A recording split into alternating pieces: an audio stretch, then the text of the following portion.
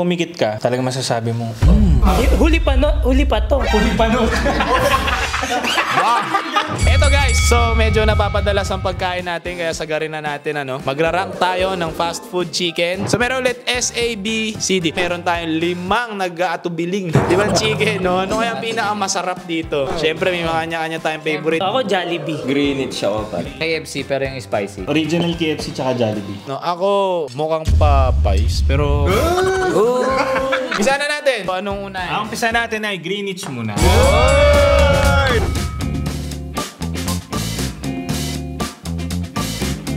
Subukan na natin, Maganda guys. magkamay.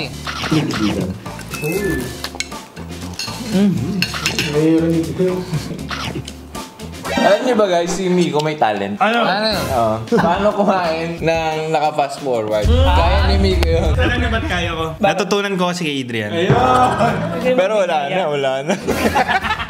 Kaso hindi niya gagawin. Gagawin niya, 3, 2, 1, go! Gantong-ganto magluto ng manok eh. Tama yung alat niya. Basta masarap siya. Siguro out of 10, siguro 8.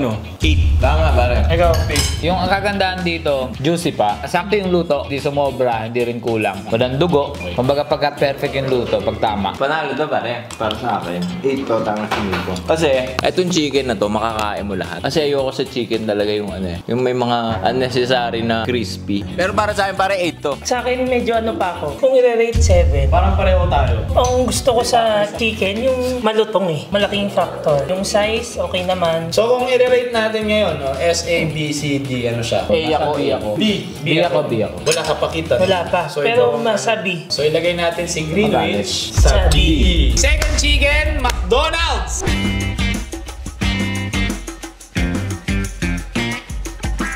May tumilamsik na mantika. Oh! Juicy. Yan.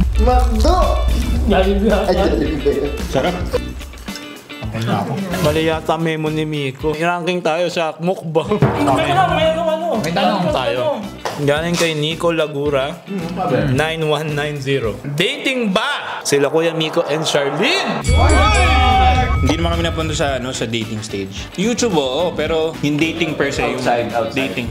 So i-rate natin ngayon guys. Tapos na tayong sumibog. Ito na nga. Mas nagustuhan ko to. Mas masaya ako dito. Mas juicy siya. Mas crispy siya. Lasing ako. Pre, yung lasa niya, nanunuot sa laman. Nanuno. Kasi yung kanina, parang sa balat lang eh. Pero ito, pre. Paparap. Love ko to.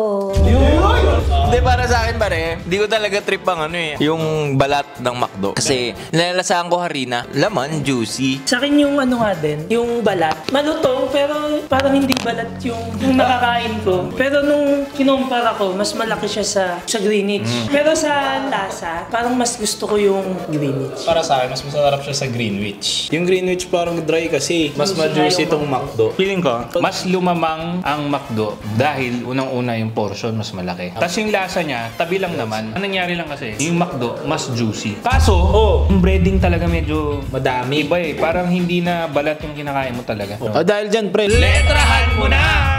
Ang akin ay B. Sa akin pre, B din. Pero sa unahan ng ng Greenwich. Greenwich. B ako, B. Pero nasa unahan din ng Greenwich. Ay hindi, Greenwich pa rin ako. Ako kay Tablet talaga Greenwich ako. din ako. Di, harap na natin nga si McDo, pre. Sige. Second si Greenwich. Okay, next chicken, KFC.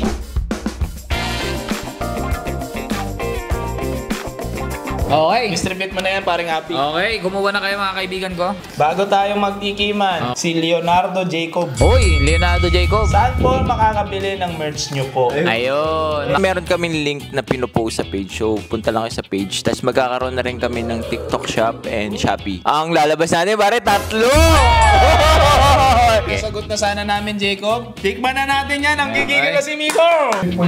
Ay, pre. May S na ako. Ang sarap. Teka, ng problema, oy. Napapa-TikTok. Masarap nga. Lagi yung ilalim ng chicken ng KFC, makakain mo din. Masarap talaga, tol. Ang negative comment ko lang, mamantika masyado. Meron siyang kakaibang, dito mo Inom eh. Ako, ano ka eh. Hiwalay na hiwalay yung lasa niya talaga sa iba. Yung texture ng balat, hindi siya sobrang lutong. Kasi yung laman niya sobrang juicy. May characteristic yung manok. Yung chicken nga iba na iba. Ang negative sa akin, greasy, saka paminta. Finger licking good talaga, pre. Letra na natin. Pare. Pisa na natin kay Greenwich guy. Ano pare, dahil kakaiba ang chicken nila. Yung hindi mo maikukumpara. So, nasa taas ako. Nasa A ako. Ako pwede ko siya ilagay sa S. Ako S din. O, ikaw, Api. Siyempre, S ako. Basta sinabi ko na lahat kanina. Ako S. Pag pumikit ka, talagang masasabi mo, KFC nga to ha. First, chicken na ilalagay natin sa letrang S ay ang KFC! Next chicken na tayo, guys. Popeyes naman tayo. Ito yung nag-comment Joke galing yan. kay Patrick Valencia 7250. Baka gusto nyong ma-challenge. Isang araw po sa Malabanan naman. Makain tayo eh. Ayan na. Si Migo lang titikim. Si Migo lang panoorin. Ano? Basta. Sarap. Oy! Ba't parang kulang yung smile mo ngayon? Pre, masarap siya. Juicy. Ano siya, pre? Maalat. Yung laman mismo, nanuot yung iodized. Iodize yung ginamit nila. Hindi ko lang. Sabi mo, parang may pagka-dry. May kalasa siyang teacherya. Puta. Alam mo gusto ko sa Popeyes? Yung mga nila, parang chicken poppers. Ayos lang. Hindi siya nakaka-addict. Masarap naman, pre. Dry lang. Hindi ko lang talaga nagustuhan all in all talaga yung lasa niya. Siguro yung pagka nasanay na yung taste palette, doon mo na mas ma-appreciate. Ako, letter ko siya sa sa C. Ako din. C. I-try nyo na lang, tapos i-comment nyo below kung anong letter ang Popeyes. Oo. Sa akin, B. Wow! Si. So yung Popeyes, ilalagay natin sa C. Kung agree kayo dyan, tikman nyo on your own. Comment nyo nga below. Sa tingin nyo anong letter siya sa inyo. I love you, Sabado, pati na rin Linggo. Enjoy ka lang dyan, dyan ako. So habang nag-ready tayong kumain, may tanong si Adrian. Kung ikaw si Daniel, ano ang next move na gagawin mo sa mga nangyayaring issue mo ngayon? Ako si Catherine na lang, tanong mo sa akin kung ako si Catherine. Kung ako si Catherine, kagawa ako ng Hello Love Goodbye 2. Sasabihin ko kay Direk Cathy, mag Hello Love Goodbye 2 na tayo. Pwede ko nang halikan si Alden. Ang sarap ng Jollibee talaga.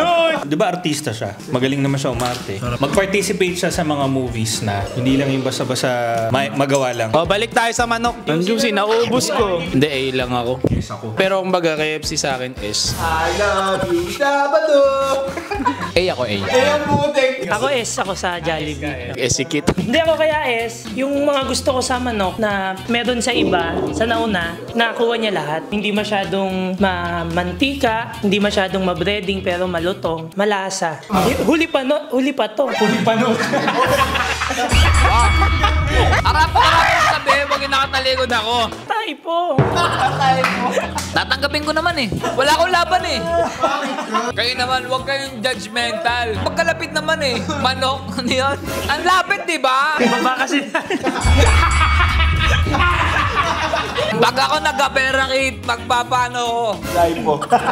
Hair implant. namali Pareho ako. lang. Pinansin nyo. Oo. Parang inaabangan nyo ako magkamali kay Api. Pero yun, magpapaliwanag ako bakit A. Pre, kasi tuwing magsushoot ako sa wedding, ito pre, kaya nagsasawa na ako. Masarap talaga eh. Ako S kasi unang-una, bias ako. Pilipino yan eh. Chinese ba yan? Ay, oo, Chinese. Pero, nag-umpisa sa Philippines. Tapos, gino-globalize na. Kung ano yung natitikman natin dito, natitikman nila. Juicy, masarap ang balat, hindi ma-breading. Ang sarap talaga. Okay, so S. Under na... A. Hindi, ano ba Hindi ba? una? KFC.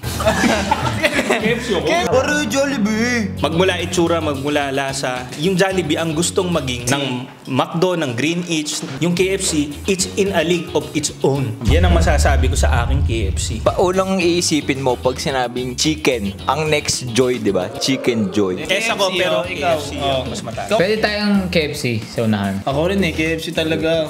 Personal ko lang naman yung Jollibee ako. Ako din, una yung KFC. So, ilalagay natin sa S ang Jollibee! Okay, so guys, salamat. Kung agree kayo o hindi, comment nyo below. And ano ang next na gusto nyong tikman namin? Gusto mo ikaw ang tumikim?